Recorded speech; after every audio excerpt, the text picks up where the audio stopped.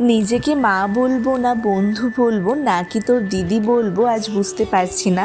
তবে আজ কয়েকটা লাইন তোর জন্য। তোর সাথে সম্পর্কের কেমিস্ট্রিটা একটু অন্যরকম, সময়ের সাথে সাথে তোর সাথে সম্পর্কের মানেটাও পাল্টে গেছে। তুই যখন হোস তখন আমি ক্লাস 3, আমার ছোট্ট ছোট্ট হাত দিয়ে তোর টেক কেয়ার করা, আদর করা, তোকে আগলে রাখা।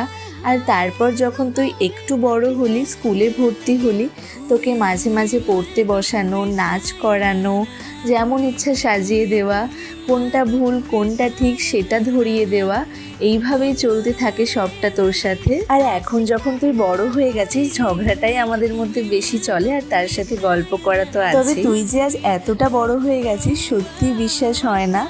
তোরা 16 বছরের জন্মদিন, happy birthday to you my ঘোল্লু। মল্লু, যা ইচ্ছা তো তোকে বলে ডাকি, আলাদা করে কি নামে আজকে উইশ করবো বুঝতে পারছি না। একটা ভালো মানুষ হ আর অনেক বড় হ জীবন।